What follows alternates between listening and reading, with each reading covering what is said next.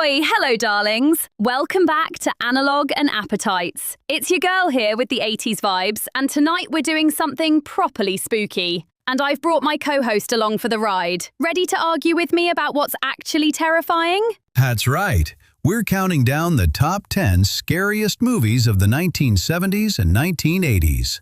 The films that scared the living daylights out of us and still haunt us today. I'm ready when you are. Let's do this. All right, coming in at number 10, the Amityville Horror from 1979. The house knows. That rotating priest head and the bleeding walls still give me the creeps. Oh, I'm right there with you on this one. The Amityville Horror is a proper classic.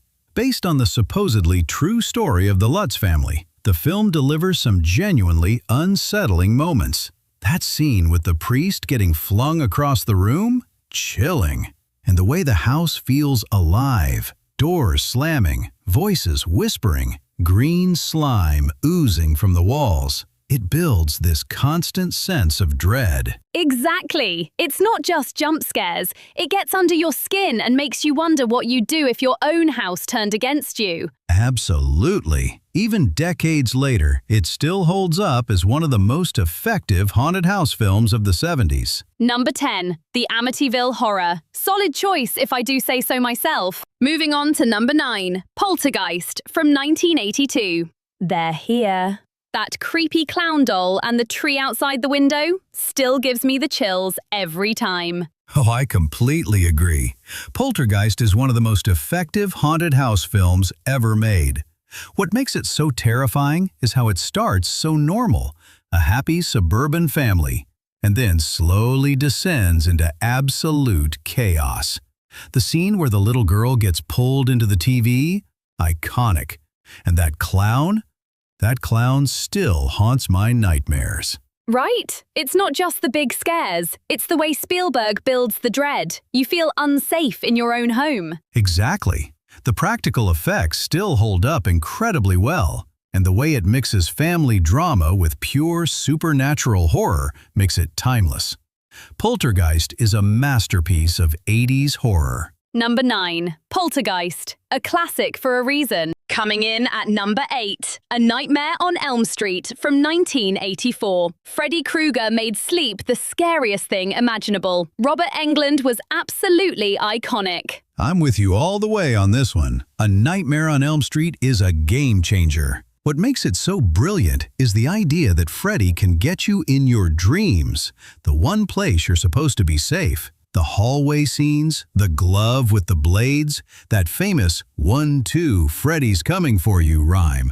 It all still works incredibly well. Exactly. It's clever, it's scary, and it's got that perfect 80s slasher energy. And let's not forget the practical effects. The way they made Freddy emerge from walls and beds is still impressive today. Wes Craven created something truly original that spawned a whole franchise. Number 8, A Nightmare on Elm Street. If you haven't seen it, what are you waiting for? Number 7, The Fly from 1986. Jeff Goldblum's slow, disgusting transformation into a fly is body horror at its absolute peak. Messy, tragic, and horrifying in the best way. Oh, come on now. The Fly? Really? I mean, it's well made and all. But body horror with a guy turning into a bug? That's more disgusting than scary. I'm sorry, but I'm not buying it as top-tier terror. Oi, what's wrong with a bit of gooey transformation? It's proper unsettling. Unsettling? Darling, I'll tell you what's actually scary. Friday the 13th. Now that's a proper slasher that made an entire generation afraid to go camping. Jason Voorhees and that hockey mask, the machete, the relentless pursuit. That's the kind of movie that had kids checking under their beds. You know what? You're absolutely right. I got carried away with the practical effects. Friday the 13th is a much better pick for pure 80s terror. That final girl energy, the camp setting, and Jason just slowly walking toward his victims. It's simple, effective, and still gives you chills. Exactly. Sometimes the simplest ideas are the scariest. Fair enough, we're swapping it. Number 7, Friday the 13th. All right, number 6, Hellraiser from 1987. Pinhead and the Cenobites with their whole "we'll tear your soul apart" vibe. Clive Barker delivered pure nightmare fuel. Nightmare fuel? Come on now. Hellraiser is just a lot of gore and chains. It's more disgusting than actually scary. I'll take something with real tension and atmosphere any day. Oi, what are you on about? The Cenobites are terrifying. It's not just gore, it's that whole other dimension of pain and pleasure. It's proper unsettling. Unsettling? Darling, I'll tell you what's actually scary. Halloween, John Carpenter's masterpiece. Michael Myers as the silent, unstoppable shape stalking Laurie Strode. No fancy demons, just pure dread and that brilliant score. That's real horror. Okay, fair point on Halloween. It's a classic for a reason, but you can't dismiss Hellraiser like that. The practical effects and the whole Cenobite design are iconic. All right. I'll give you that the Cenobites are memorable. But Michael Myers still wins for me in pure tension. Fine, we'll call it a tie then. Both Hellraiser and Halloween are staying in the conversation. Number 6 is a draw between two very different kinds of scary. There we go. Compromise achieved. Number 5, Child's Play from 1988. Chucky, a possessed good guy doll? Childhood officially ruined forever. Oh, I'm right there with you on this one. Child's Play is brilliant because it takes something innocent, a child's toy, and turns it into pure evil. The voice work by Brad Dourif as Chucky is perfect. That mix of childish glee and murderous intent is genuinely creepy. Exactly, and the way he keeps coming back no matter what you do to him. It's relentless. What makes it scarier is how it plays on real fears. The idea that something your kid loves could actually be dangerous. The doll coming to life while everyone else thinks it's just a toy. That's nightmare fuel for parents and kids alike. Number 5, Child's Play. If you haven't seen it, good luck sleeping with the lights off tonight. Number 4, The Evil Dead from 1981. Sam Raimi's raw, relentless cabin-in-the-woods nightmare. Bruce Campbell fighting demons with a chainsaw, pure chaos. Oh, I'm completely with you on this one. The Evil Dead is a masterpiece of low-budget horror. What makes it so effective is how it never lets up. The atmosphere is thick with dread from the very first minute. The way the camera moves like it's possessed, the terrifying sound design, and those grotesque practical effects, it feels like the forest itself is alive and evil. Exactly. It's raw, it's scary, and it doesn't hold back. And Bruce Campbell's performance as Ash is brilliant. He goes from scared everyman to reluctant hero in the most entertaining way possible. The whole Ash versus the Deadites energy started right here. It's low-budget brilliance at its finest. Number 4, The Evil Dead 1981. If you haven't seen the original, you're missing one of the most intense horror experiences of the decade. Number 3, Salem's Lot from 1979. Stephen King's vampire story brought to life as a terrifying miniseries.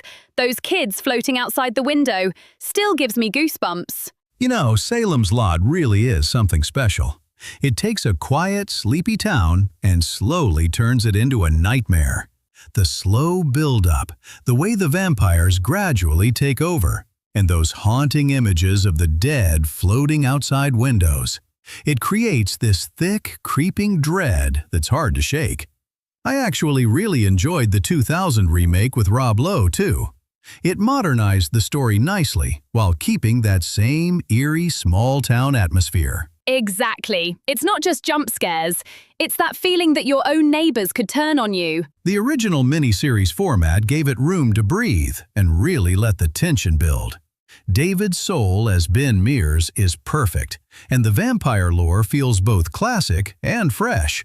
It's still one of the scariest things to come out of the 1970s. Number 3, Salem's Lot. Definitely one to watch when you're in the mood for proper small-town dread. Number 2, Jaws from 1975. Spielberg made the ocean terrifying forever. That iconic score when the shark appears still gets me every time. Oh, Jaws is an absolute masterpiece. What makes it so brilliant is how little we actually see the shark for most of the film. Spielberg uses John Williams' menacing score, the barrels, and the sheer vastness of the ocean to create this overwhelming sense of dread. By the time the shark finally shows up, the audience is already on edge. Exactly. It's not just a monster movie. It's about fear of the unknown and how quickly a perfect summer day can turn into chaos. And the characters are fantastic. Roy Scheider as Brody, Richard Dreyfuss as Hooper, and Robert Shaw as Quint.